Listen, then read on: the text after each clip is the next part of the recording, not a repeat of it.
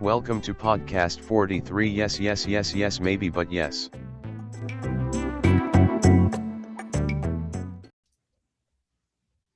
And we are live now.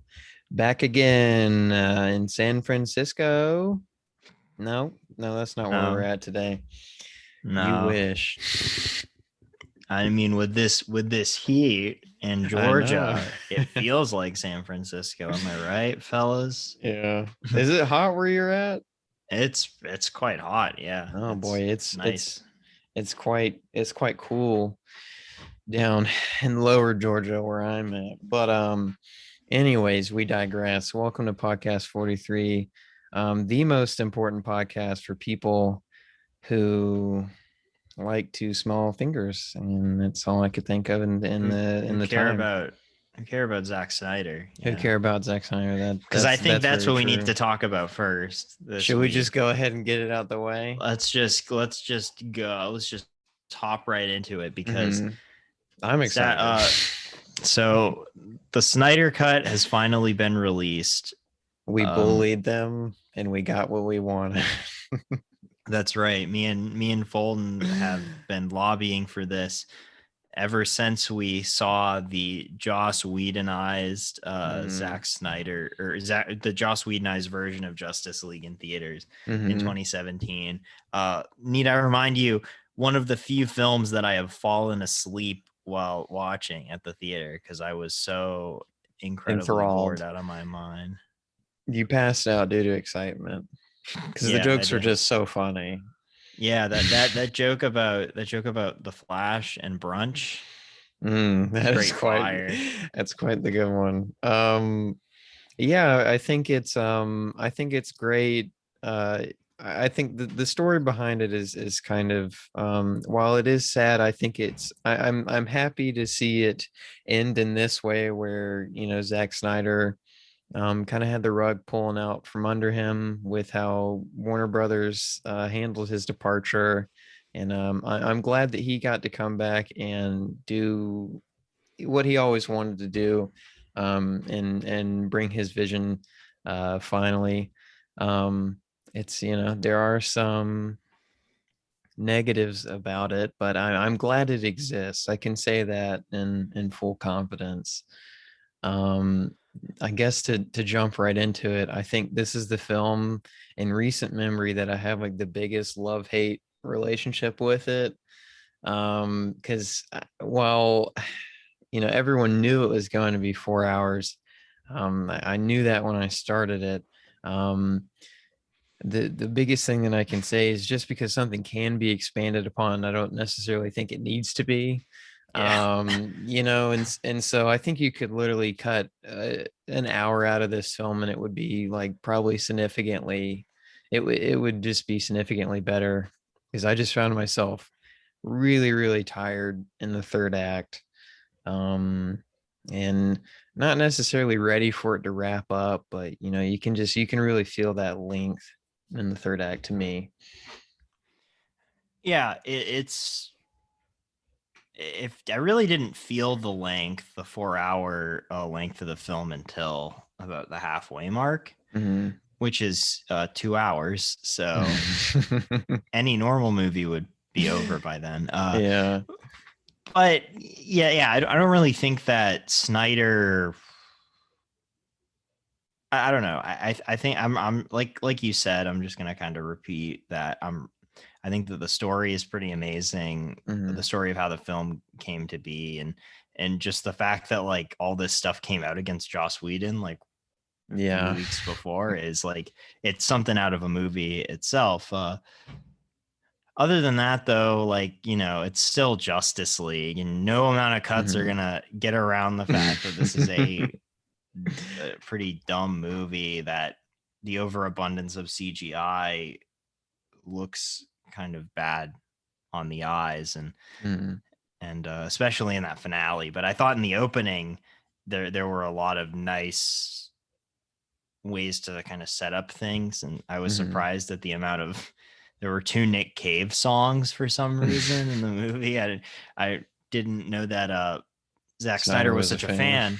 But but all that stuff kind of goes away. You know, you have these like these songs that go with certain scenes with characters at the beginning, and then it almost disappears, and I don't know why. Like, yeah, there are very you can see kind of Snyder putting his hand back in some of his old tricks that he used to use, because a lot of those there's a lot of slow motion scenes throughout like the first half, when used when setting up like the multiple characters like Cyborg and Flash and so on and so forth, that are very reminiscent of, I thought, Watchmen. They reminded me a lot of that. But to me, I actually, to my surprise, I wasn't too, I never got too tired of the CG. I kind of liked it in certain aspects. I think it just like the overall look of the film, it definitely kind of falls in that camp of looking very dreary. You know, but I think that's more of that's a Zack Snyder thing that he's, you know, that he loves doing with all of his films, that I'm not particularly too big of a fan of.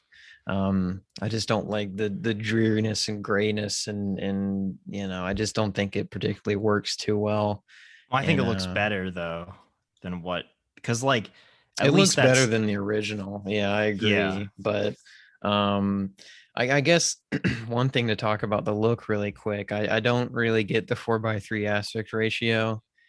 I think it's kind of I'm gonna disagree. I really. think it was smart. Yeah, it focuses a lot of the action.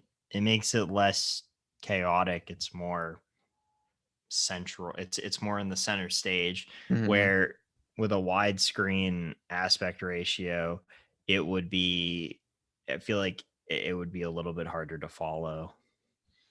I can see that, because it definitely does, you know, condense a lot of the imagery that the viewer has to take in. And I think, you know, it can benefit that third act too, when they're in Russia and there's aliens and stuff flying all around and people are flying all around and stuff. So I can see, I get where you're coming from. Just to me, like and I have nothing against the 4:3 aspect ratio. I just, it's weird for him to kind of do that, because he shot it with IMAX cameras, but his whole reasoning was that that's like that gets the most of the footage out of the IMAX camera or something, or like it fills up those IMAX screens the best. We shot it on Um film. yeah, but there's some interview with him. I forget exactly what he said. It's just weird for him to do that, but it's not a wide release film. It's not going to be shown on IMAX projectors. It's going to be shown at home, and you Yeah, know, but you know, I I've doubt it will already get a widescreen release, but I I've mean, already you never dropped know. down my money on the Blu-ray. So Mm. yeah. What, you bought the Justice League Blu-ray? No, I'm Okay. talking about they already announced pre-orders The Snyder Cut. for the Snyder Cut. Mm. But I mean, I think part of the reason why I'm a little bit more lenient on it is because I do enjoy seeing these characters, and I think it's going to be the only time we'll see them for quite some time. I If don't think, ever. yeah, I don't really think DC has any plans to make another Justice League movie unless this film garners some crazy amount of like notoriety, and then they're able to do the rest of the Snyderverse, which I've been reading up on the plans. I think it sounds interesting, although be it a little goofy. um Well, restore the Snyderverse. That's the next yeah. movement. We have Yeah. the Snyder Cut has been released, and if they can put anything to their mind, it's continuing to lobby Warner Brothers to Yeah, that is release true. more things.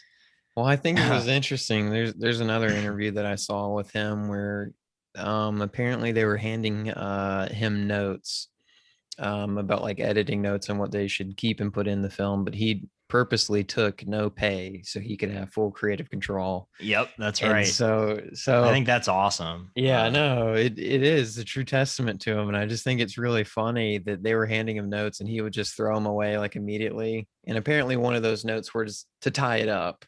not leave it on an open end. And so now everyone's seen like the 3 endings that the movie has, where they're all like these little seeds for the future that I think obviously diehard Snyder fans or Snyderverse fans are gonna want a continuation of. But I just don't. I mean, I think they'd have to recast Batman. They couldn't use the same actor, Ray Fisher, I think, that played Cyborg because of all the allegations about the reshoots that came out between him and Warner Brothers. I don't see it really happening, but Which I don't think they really, he was definitely the best part of this movie in my opinion, or just his story, because like he doesn't really have a backstory in the theatrical version. Yeah, just kind of not like at all. it's just like he's just some guy that just shows up, and it's like there's just so much that was just missing. It's it is really insane. insane to think that this is double the length of the first theatrical one. version. Yeah, I think another cool thing was to see a lot of those action scenes expanded upon. And while I don't really particularly like any of the characters of the Justice League in this portrayal, I don't think too many of them are. I just don't really have a too strong a feeling about any of them. I think their kind of group dynamic works a little bit better. It's kind of more fun in this one to see them working together. They actually feel like a team rather than 6 or 7 strangers or whatever. Because that's how they felt in the theatrical. They really had no like feeling of being a group. So I think a lot of those expand upon action scenes are kind of nice. And then one last thing that I kind of want to throw out there, it's a thing that Zack Snyder does, but there's a lot of like really pointless, to me it's kind of pointless, but over the top action. And the one thing that kind of sets off the film in that kind of direction is the opening, Wonder Woman's opening, where she saves, she like stops like a bombing.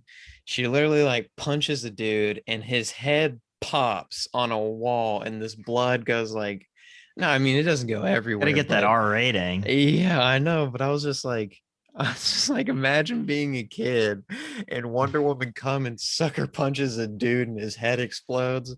So I think there's some of that kind of didn't. Dramatic. Yeah, you could make the. What about that part where Batman goes to, because the Jared Leto scene that's teased is like the Jared Leto Joker scene is like a flat, like a, I don't know, like a nightmare scene or whatever. Because it's similar to some of the stuff that Snyder did in Batman versus Superman with this like authoritarian world where like Superman is evil or whatever. And like he talks to Joker, and Jared Leto Joker looks a little bit different in this one. He goes, "I will fucking kill you." I thought I was laughing so hard at that.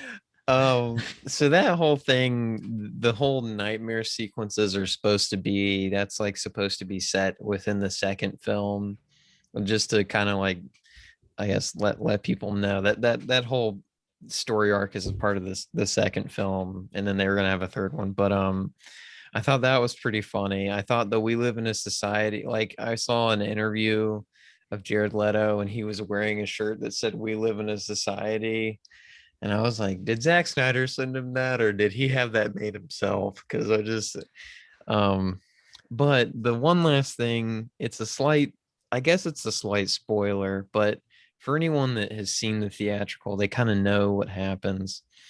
There's a part where Steppenwolf, spoiler, where Steppenwolf dies, and I just think it's so funny because I mean Superman beats the hell out of Steppenwolf, and then who has the axe?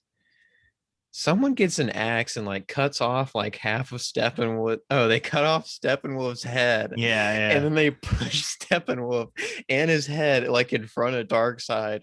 And I just think it's so funny how they brutally murder Steppenwolf and then throw him back in front of Darkseid. That's right. It's like, okay. I mean, yeah. So I think my final takeaway is that, it's it's fine. It's not, it's not amazing. It's not bad. Mm-hmm. It's just fine.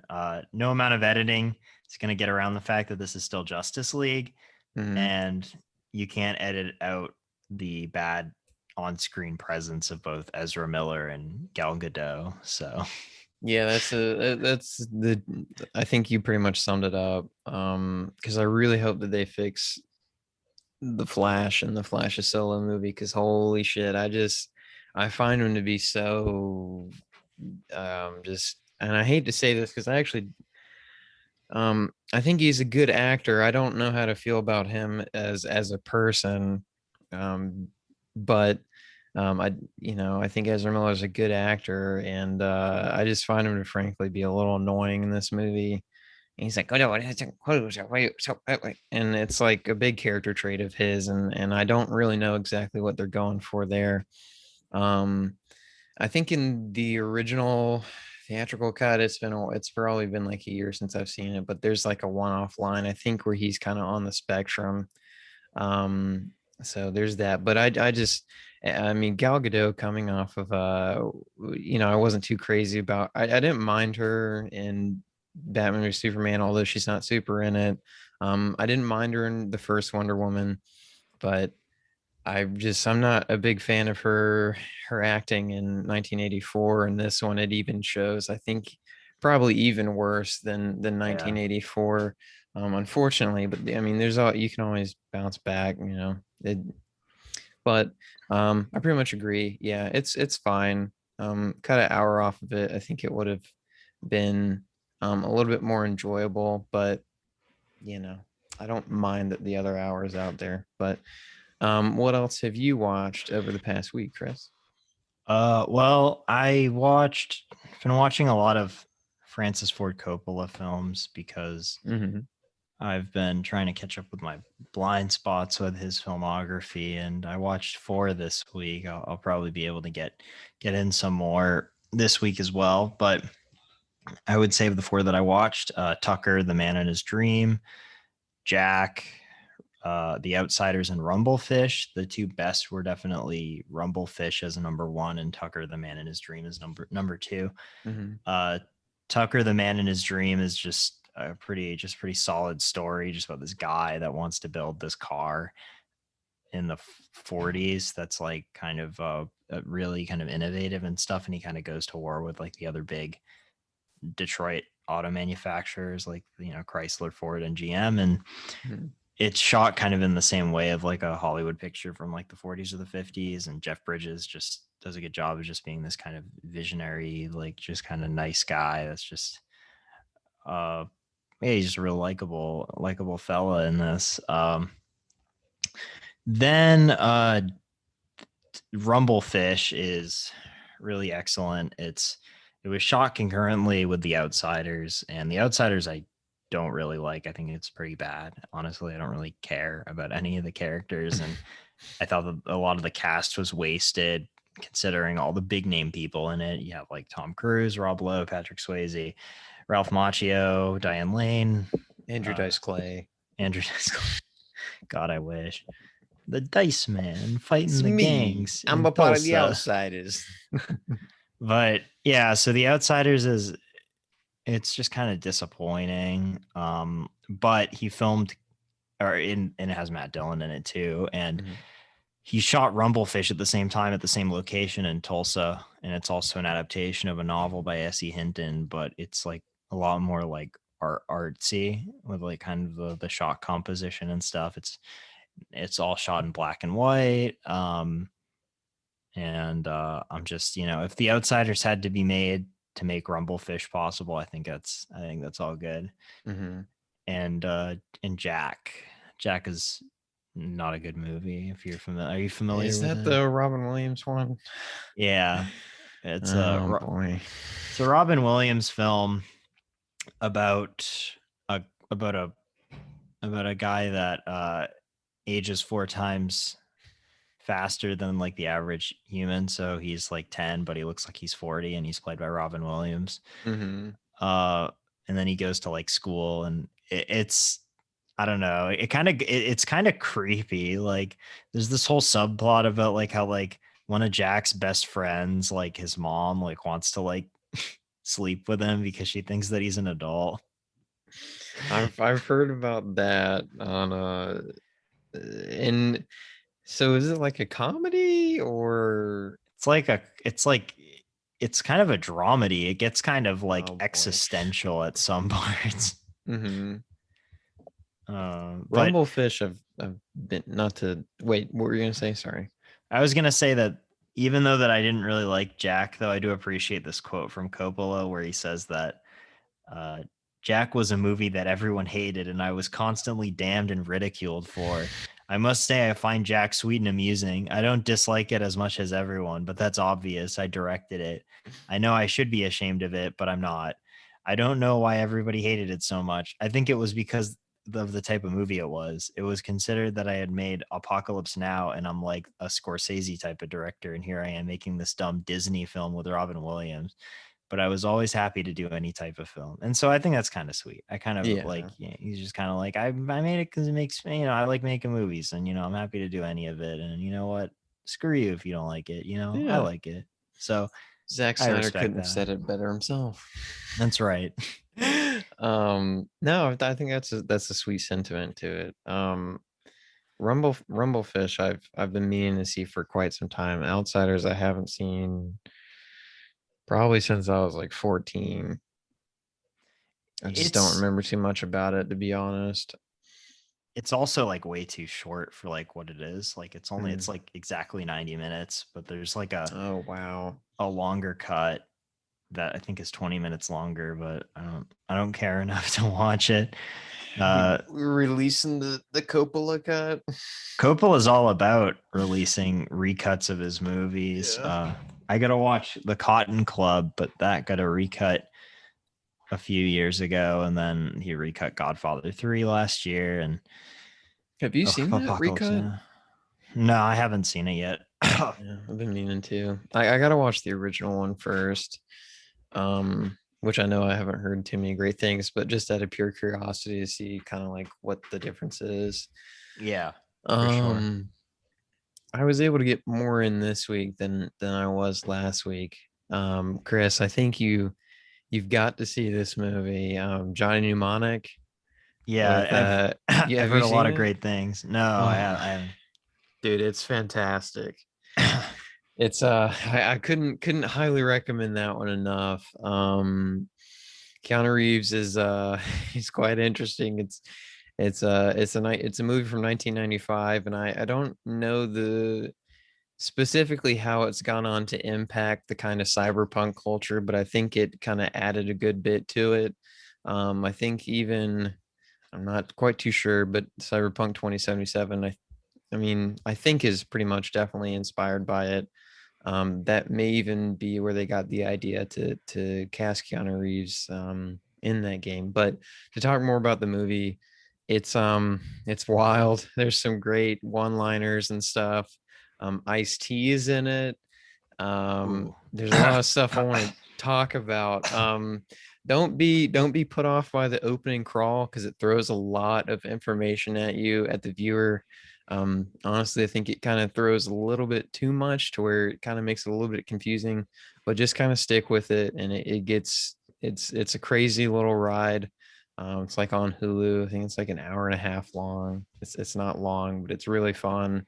The third act is awesome. Oh, Dolph Lundgren is in it.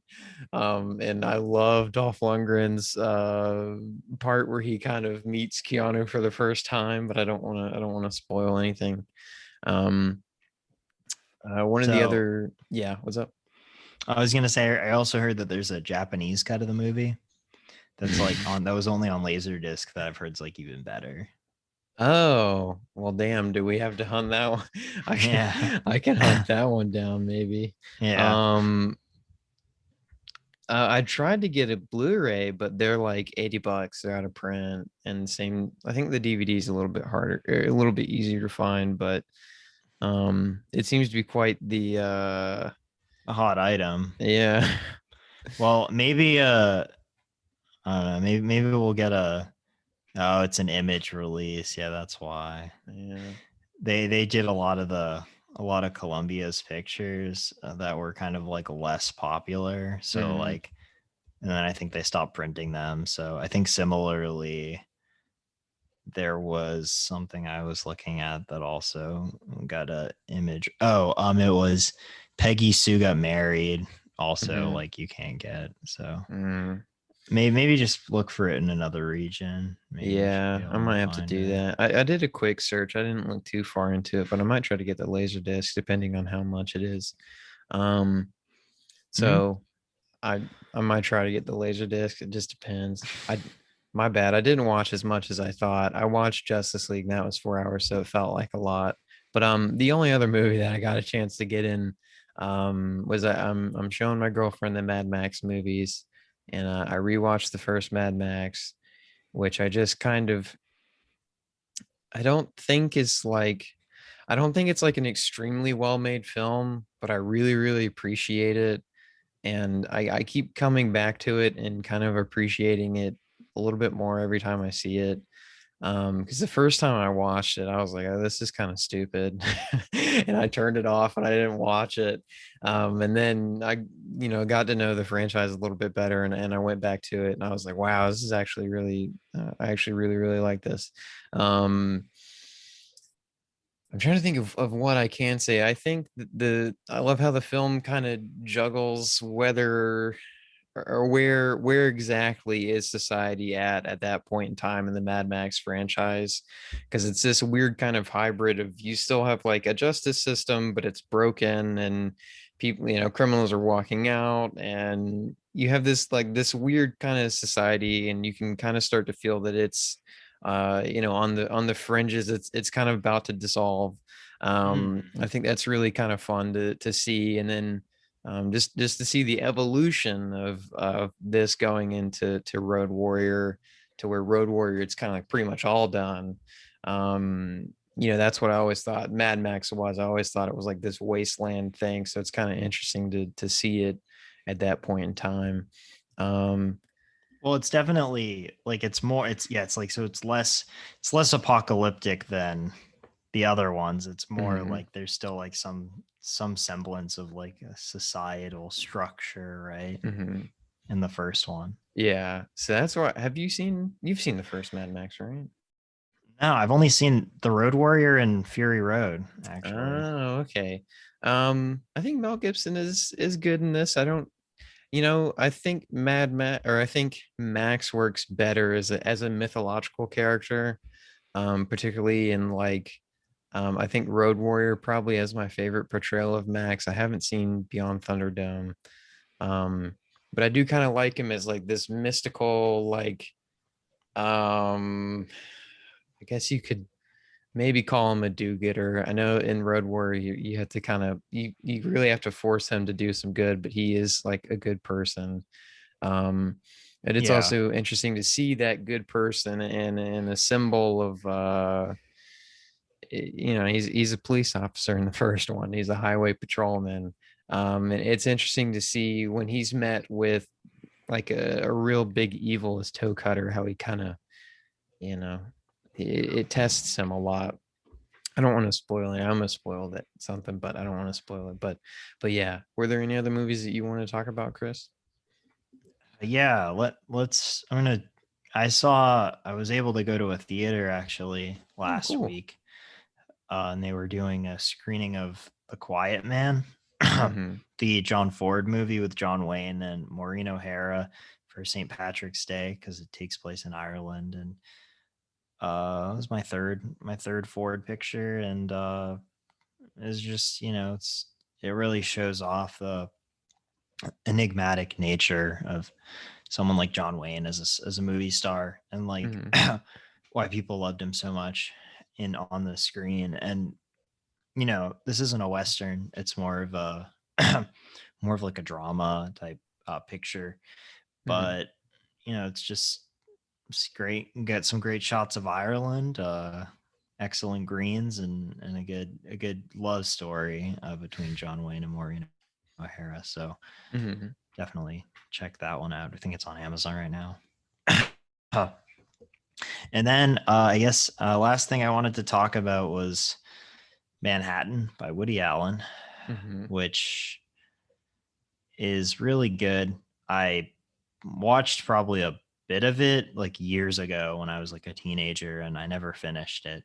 Mm-hmm. And then I finally finished it this week with my girlfriend, and I think it's really good. I mean, like Woody Allen, you know, people criticize this movie, and rightfully so, because it seems like Woody Allen's kind of telling on himself a little bit with being a massive creep, because he's dating his character dates a 17-year-old in this movie.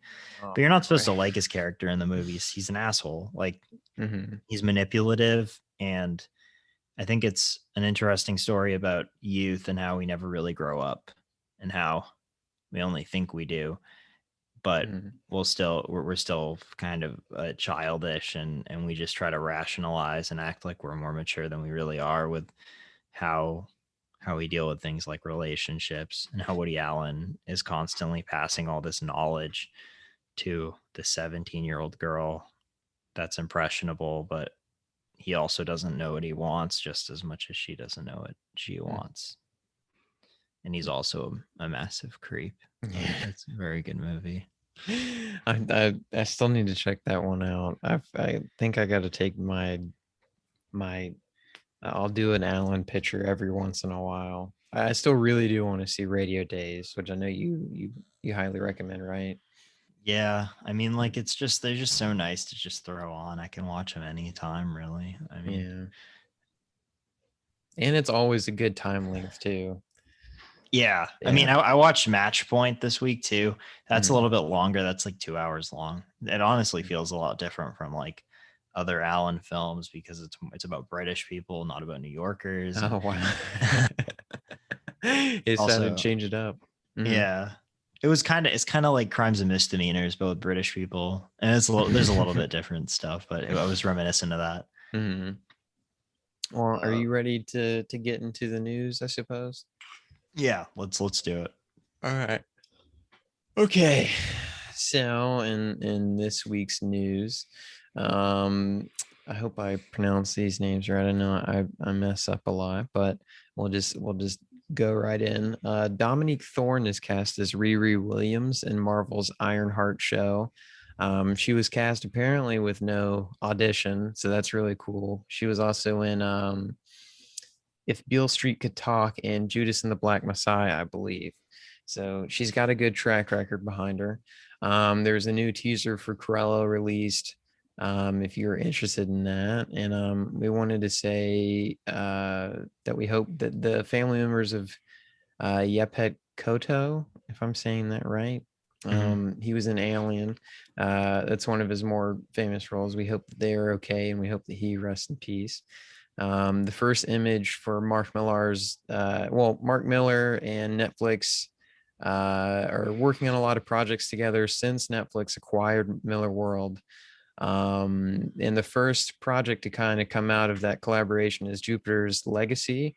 And there's a first image for that show that was released. I don't think there's still any word on when the show is being released, but they are currently working on it in the shooting phase, I think.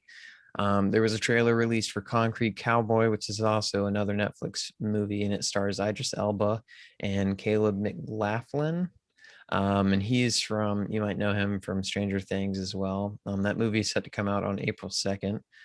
Judd Apatow's The Bubble. It has added Rob Delaney to the cast. So he's working on his next project. So that's good. I think we've talked about that one here and there. Um, Peacock has acquired Ryan Johnson's new series. It's going to be like a new mystery series that he's working on. It's called Poker Face, and has cast Natasha Lyonne. Um, Ah, and she is from Russian Doll, right? yeah, Russian Doll. She was Mm-hmm. in American Pie, Mm-hmm. all types of things. So that's good. He's not slowing down. He's, working on Knives Out, the sequel to Knives Out, I believe. And then he's also, I think, still doing his Star Wars trilogy. But speaking of Star Wars, Colin Trevorrow is Yeah. making, that's it. Okay. He's making an adaptation of the book, The War Magician, which is set during World War II, and it's about a band of soldiers. And it will have Benedict Cumberbatch. And it hadn't really hit me till I was kind of reading this article how many movies or how many World War II movies I feel like I've seen Benedict Cumberbatch in. I feel like the dude has one every single year because he was in 1917 and but come on, guys, let's get a World War III going so we can have different movies. Am I right? It's a joke. It's a joke. No. Disney is making a Monsters at Work series for Disney Plus, which I think is a little Monsters at Work. Yeah, it will be based off Monsters Inc., which I think is a little saddening. It's not surprising that Disney is squeezing every property that they have until it'll be no more. But Mindy Kaling has been added to the voice cast. So maybe it'll be a new thing for the next generation to get them into Monsters Inc. I don't know really what their plan is for that.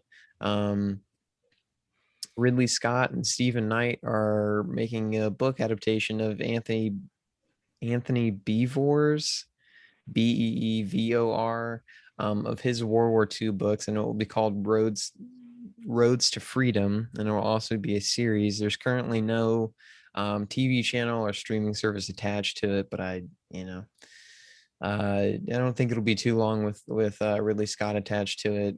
I would think it would probably go, forgetting which streaming service picked up his new show, the Wolves one, but that was HBO. I think that was HBO. Right? This sounds like it would be a good contender for HBO Max. It sounds kind of like what would be in their programming. But speaking of HBO Max and Warner Brothers, the Warner Brothers are making a new DC film that will be focused around the the Hour Man DC character. So they're moving right along with all their kind of spin-off plans that they're doing.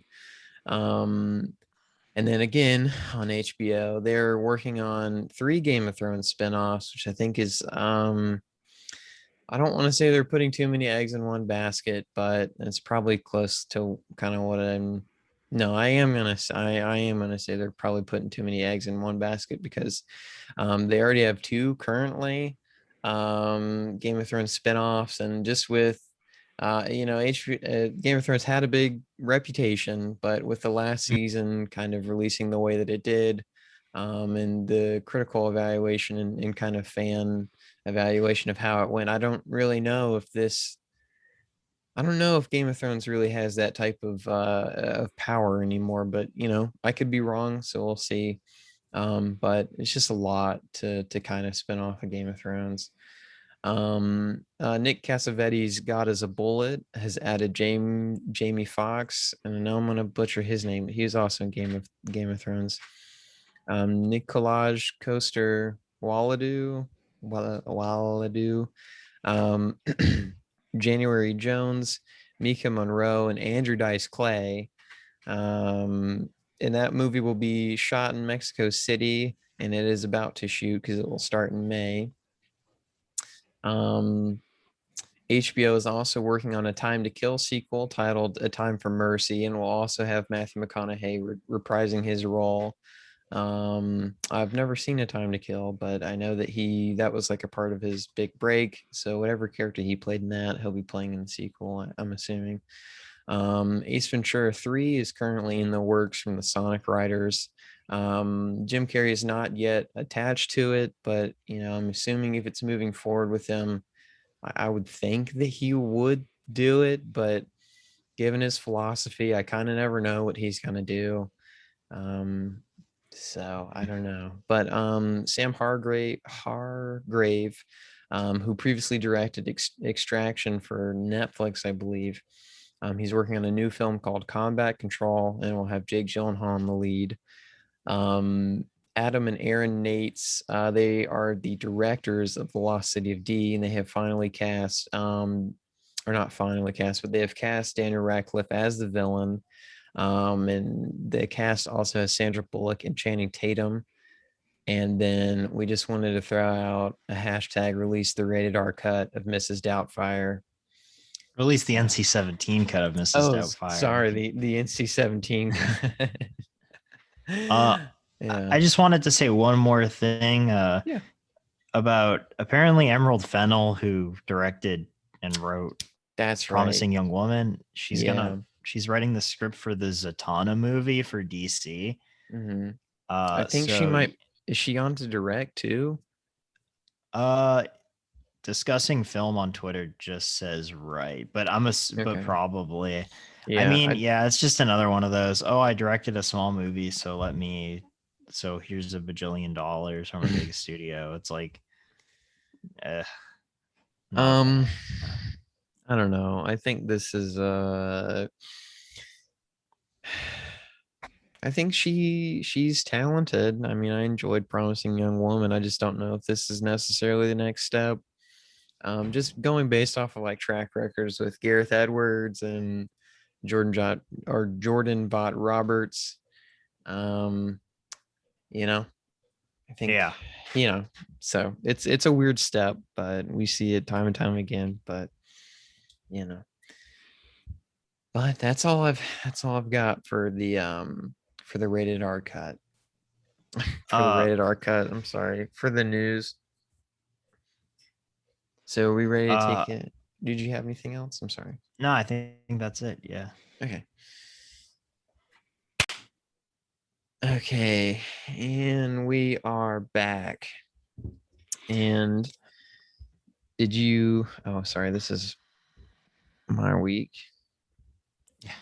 So this week I decided to do the Ladykillers, the original 1955 movie, and the 2004 Coen Brothers remake.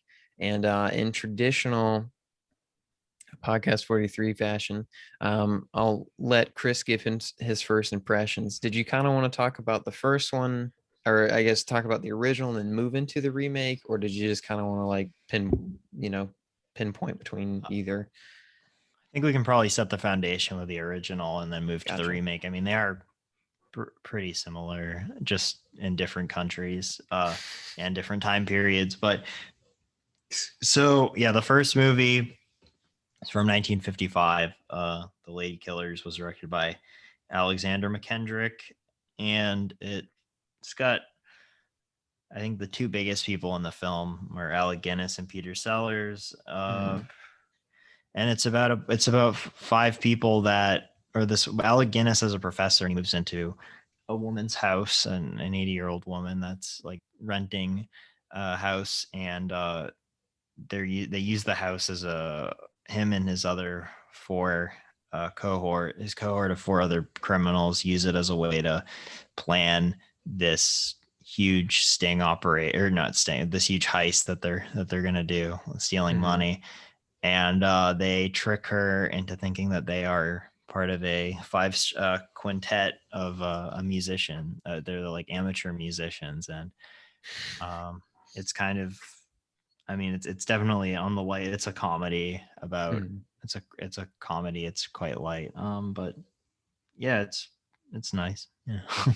Yeah, I don't when I stopped watching it, I don't think I have too much that I can really say. I thought all the acting all around was pretty good.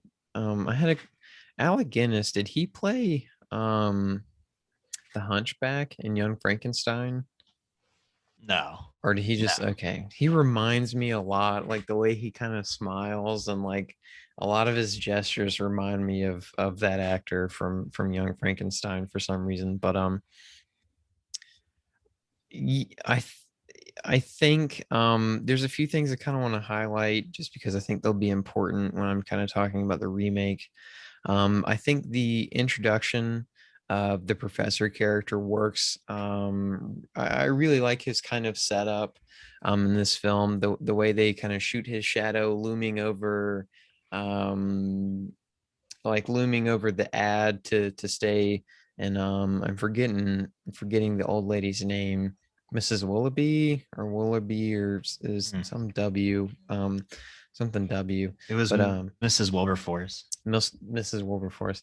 I like how his shadow kind of hangs over the ad, and then he gets, she's cooking in her kitchen or getting water ready, and you can kind of see his top hat, or not top hat, but you can kind of see his hat, and he's got a very ominous figure. You can kind of see that moving in the window and stuff like that as he's approaching the house. And then his introduction, and that has a big kind of like in the score, if I remember correctly, there's like a little crescendo where they're like, and, they make him seem very villainy. And I think the Alec Guinness plays, he plays Professor, right? Yeah. I think he kind of plays really well into the role.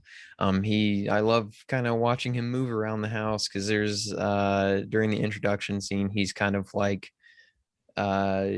smirking at her to give like this lively presence, and the second she looks away, he drops it. So he kind of plays that kind of ominous, very weird villain pretty well, I thought. Yeah. I think I love every single time that he kind of hit that smile. I was like, dang, you look so like conniving and devilish. That's a great word to describe it. It's a very washed out film too. I felt like it was very kind of dullish. Not definitely not a bright kind of vibrant Technicolor picture. Not really saying that's a criticism. It's just kind of an observation more so. But yeah, the best thing I think the best thing is like, Alec Guinness and who trying to find out who plays Miss Wilberforce, because she was very good too. Yeah.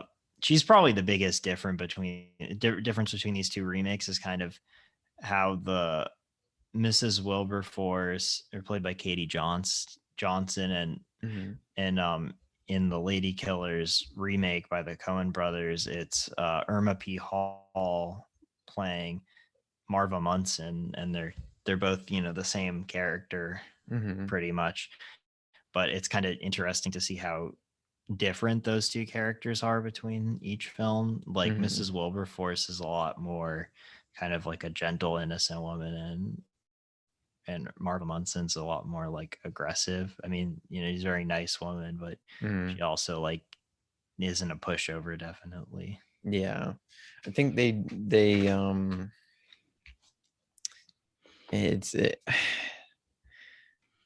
I want to jump into the remake, because there's one thing that kind of is kind of glaring to me with the difference between the original and the remake in terms of Mrs. Wilberforce.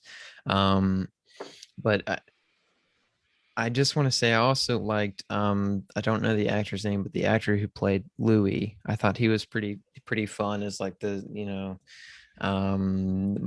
he was the more mafia-esque out of all of them. Herbert Lom. Herbert Lom. Okay. Are you ready to talk about the remake? Or did you have any other kind of thoughts you wanted to throw on the original? I think all I want to say is this is just kind of a pleasant 90-minute comedy.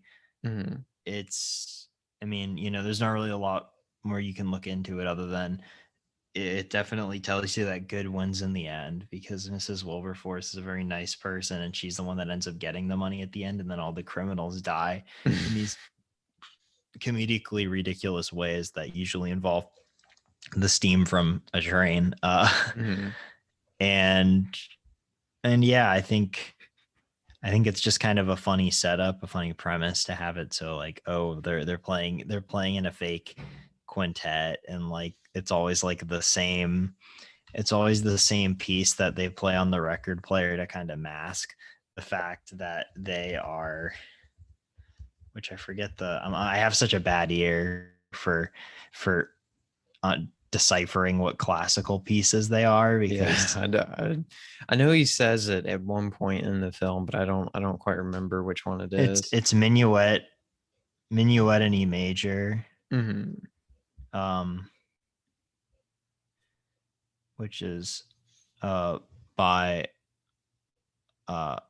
Luigi Buccarini, I think. Yeah. So they're always just playing that. It's always the same song on the record while they discuss their plan, and then Mrs. Wilberforce kind of gets in the way sometimes. She's always asking them if they want tea. I think they use Mrs. Wilberforce a little bit more comedically in the original than they do the remake. I feel like I don't know. I with what you said, I pretty much agree. It's a nice little film. I think it is. I mean, since it is the original and the remake, I do find it very interesting to kind of like compare them and how one works and how one might how the other one doesn't. My biggest thing with I just kind of want to jump right into it because it's like the biggest thing that I can think of at the moment. With the remake, they do decide to change up the setting. I think it's like, is it Louisiana? Mississippi. Okay. And so you have these scenes in the original where they are disposing of a body, and they have this train that kind of I don't know exactly what it is, but there's these large open cargo bins that they decide to, when the smoke rolls over, because it hides them dropping in the body. So they drop the body during the smoke. It lands on one of the cargo bins and goes its own way down the train track. In the remake, there's this island that's, I guess, Trash Island. I don't. It's like, I think it's just like a boat that's just Yeah. moving trash or whatever. Well, there's an island where all the trash is going to, but I don't. It's weird. And so there are boats that are moving trash. So their idea is to go, when they have to dispose of a body, put the body in a bag, but the feet are always sticking out. And I get that decision because it's a little bit more comedic. So that I understand. But in the original, the smoke is covering, so there's kind of a cover as to what they're doing. In the remake, they're just like openly out dropping bodies into this huge boat, this huge trash boat. So I think a lot of the changes that they make, I understand why they wanted to make them, but I don't think they made the right decisions. So it's like a smaller thing like that to me kind of sticks out as not being as well thought out.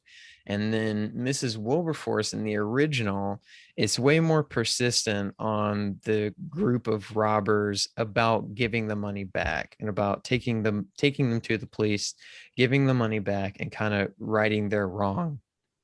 It's to the point where she's like, she won't let people leave. She only lets one person of the group leave to go tell the police, in the original.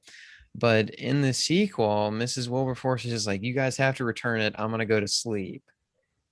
And there's multiple times where the robbers are walking in and out of the house pretty much without care, So I think making that difference, there's a lot of tension that gets lost in the third act of the remake, to where it really doesn't feel like there's any stakes at all. Like they don't even have to kill her. They could literally just kind of walk out of the place.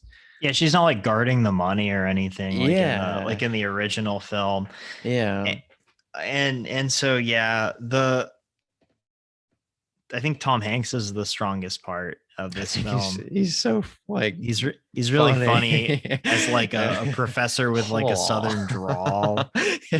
He's always showing his teeth like and reciting Edgar Allan Poe and stuff to woo people with his smooth talking. He's all kind of nice. I don't think his introduction is as menacing as it is in the original, but it's not really the same professor. So I was like, okay, I kind of get that. It's a little bit more played down. Yeah, I think he's a good American Alec Guinness. And then I don't know. I mean, like I think this is probably one of the worst Marlon Wayans performances I've seen in a movie. I mean, now I haven't seen a lot of Marlon Wayans films because I do really tend to stay away from Marlon Wayans films because he's not very funny.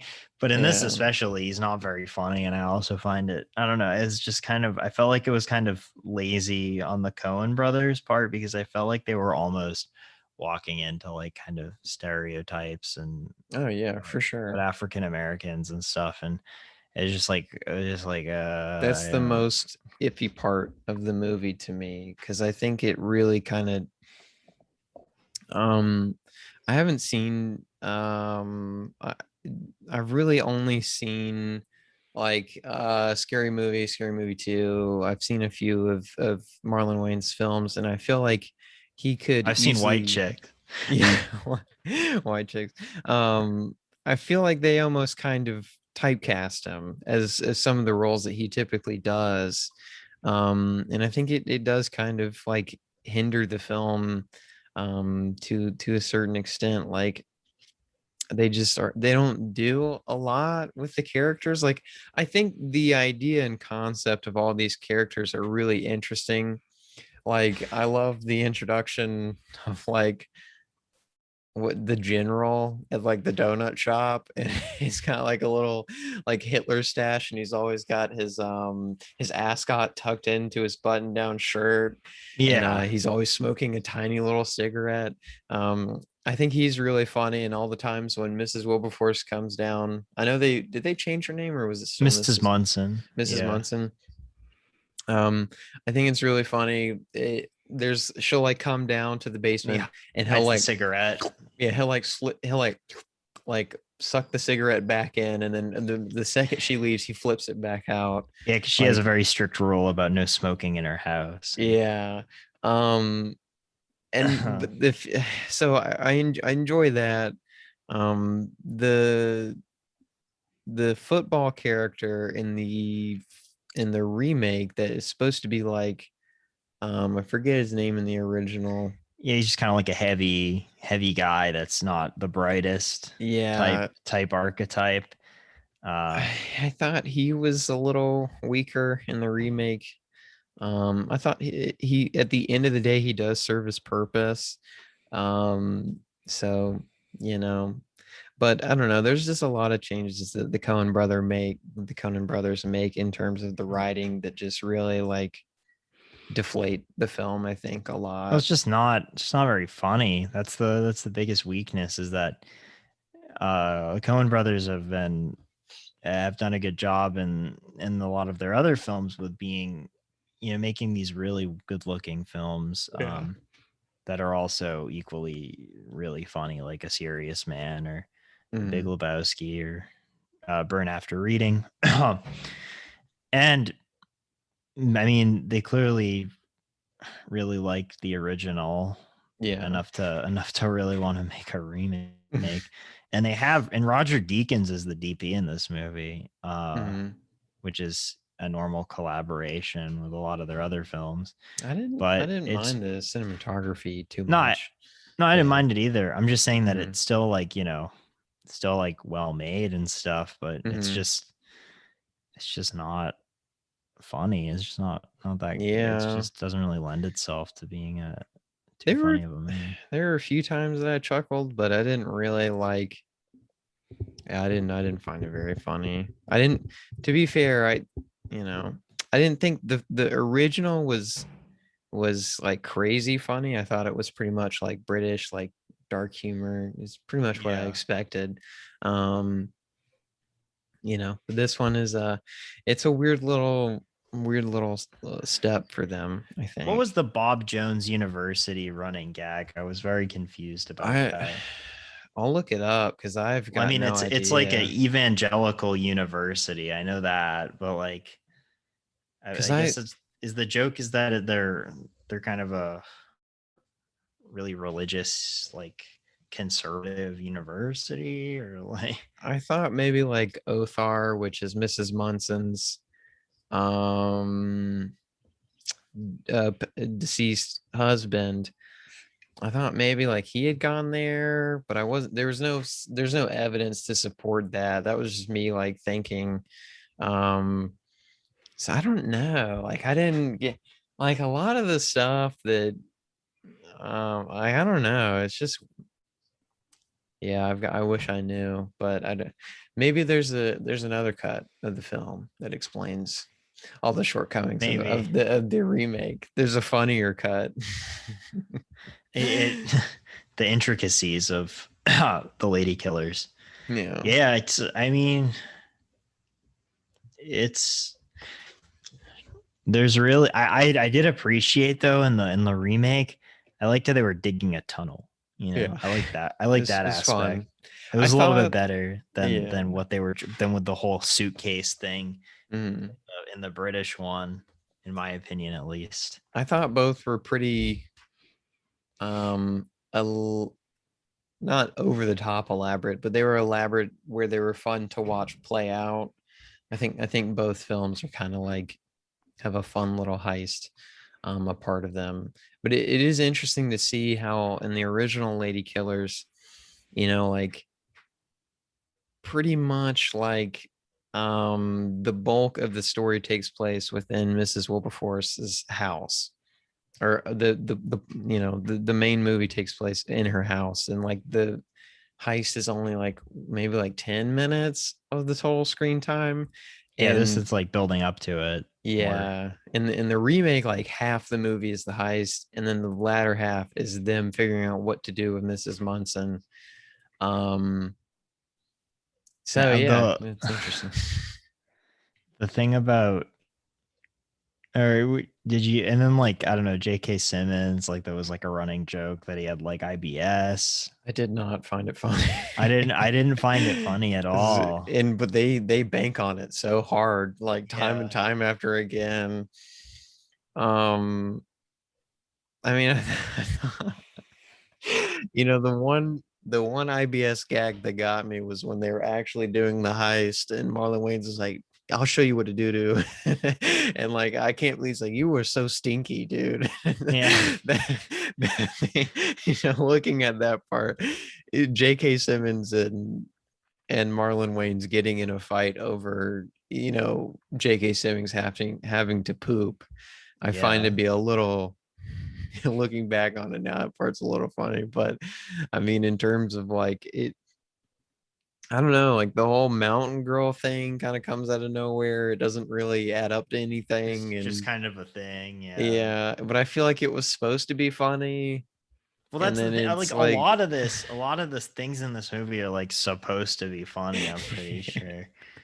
there's like not. And it's also interesting, I think, in the original, when Miss Wilberforce learns of the band of robbers plan, and she she sees the money, and their whole plan is it fails. And then Mrs. Wilberforce is like, no, you have to stay here. And then the second they have to stay there, she has a group of friends that come over, and so it kind of intensifies that moment in the movie. But in the remake, it comes and goes in a heartbeat. Like that. Yeah, it's not as intense as Yeah, like all these as like how it was set up in the original. yeah. Yeah. I was really unsure about where I saw the general in before, like what movie I saw him in. And it turns out that he's actually been in quite a few things that I've seen. Mhm. But one of note was, and the most recent was the film A Good Man, the Steven Seagal film A Good Man. He's the villain in that. But like he's been in like Oh actual my like, good god. movies. Well, the best thing I can say is he's like a plus for this movie for me. I found his scenes to be pretty entertaining. Yes. He's spoilers alert, but or spoiler alert. He's brutally kind of killed off. Like His death scene is crazy. Yeah, he like accidentally swallows a cigarette, And then he and then falls down the stairs. he trips back and he hits his head on one of the stairs, and then you just see his head like fucking rocket into the wall. And I don't know if that could, I mean, I don't know if they used a dummy or if it was CGI, but it looked really realistic, I guess. But it's crazy. I don't know. But I'm trying to think of, yeah, there was Marlon Wayne's character, Miss Munson, the professor, the general, demolition. I thought the opening scene for J.K. Simmons's character was a little funny. There's a small Oh yeah, cameo the for Bruce dog. That Campbell. part was funny. I did write that Yeah, down. like I love that little ad too that they're filming. But I thought Bruce Campbell was actually gonna like be in the scene. I'm pretty sure that was Bruce Campbell that That was Bruce played the, Campbell. yeah. Yeah. So that was interesting. Um, but yeah, I mean, I don't think that J.K. Simmons necessarily like takes away anything from the film. I just think his like character was like, eh. Um, so It's like pretty yeah, much, what you can say about most of this movie is that it's very It's not, yeah, I don't think it's like bad, but I don't think it's like really remarkable in the yeah. sense that there's not a lot to remark about. Agreed. I guess one more kind of comparison I wanted to highlight was I do like how the professor and I feel like the rest of the band of robbers are a little bit more fleshed out in this one compared to the original. Um, they kind of all have their own little opening scenes, and then they all kind of come together and work together, to varying quality. But um, you know, they still I feel like I can remember them better in this movie than I necessarily can in the original. Which in the original they have their little introduction scenes, but it's really just Mrs. Wilberforce opening the door, and the dude shows up, or the rest of the robbers show up, and then their name is said, and like small little things are said about them. But that was like I think the last comparison that I really was on the top of my mind.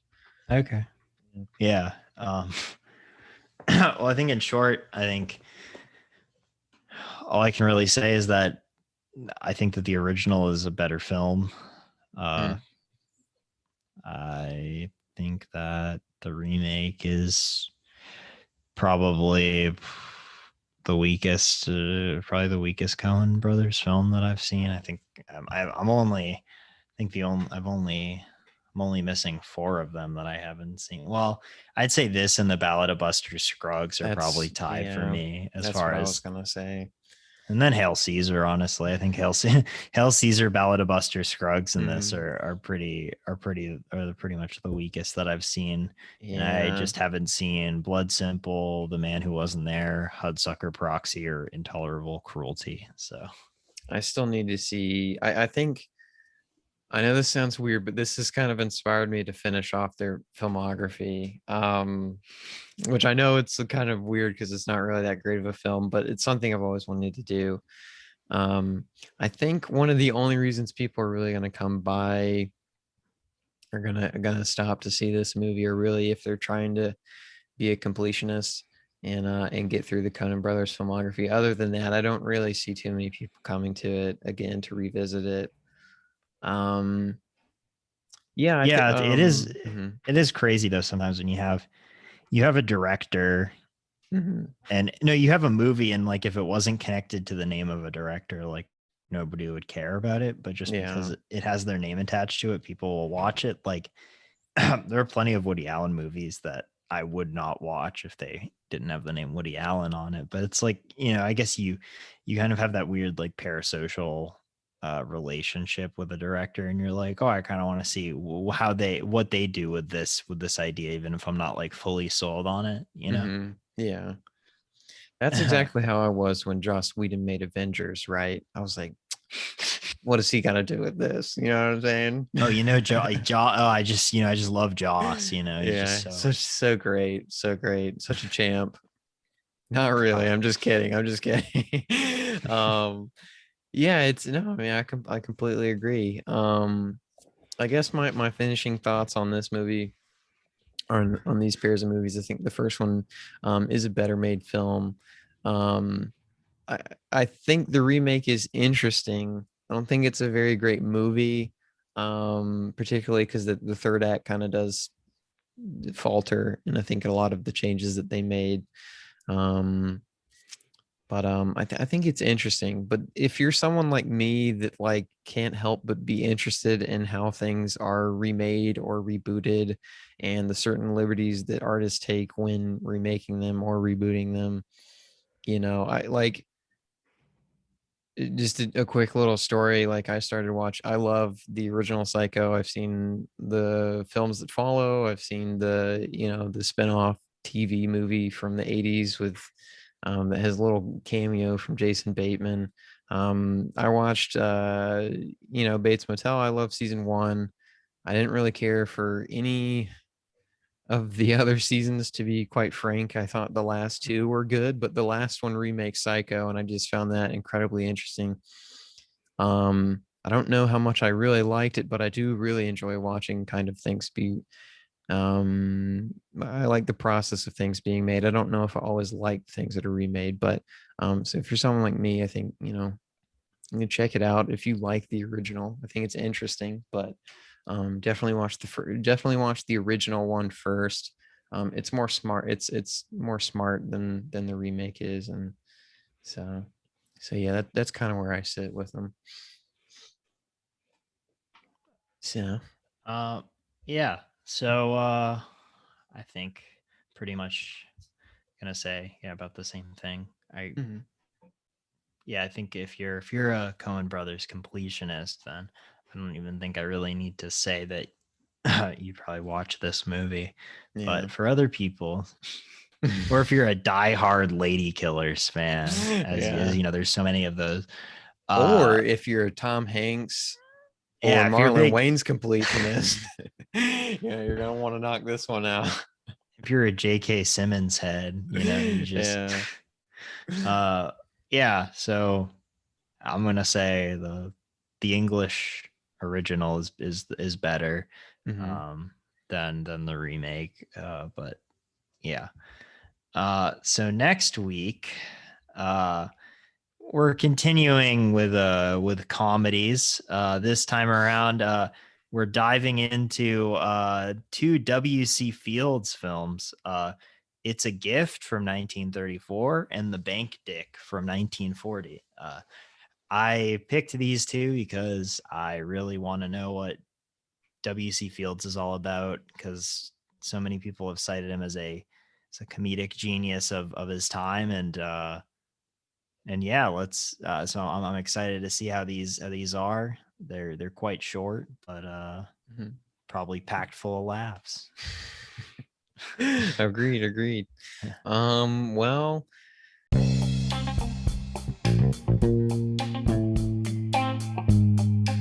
I guess we will see you guys shortly. We'll see you next week. Hope you have a good week in front of you, and stay safe.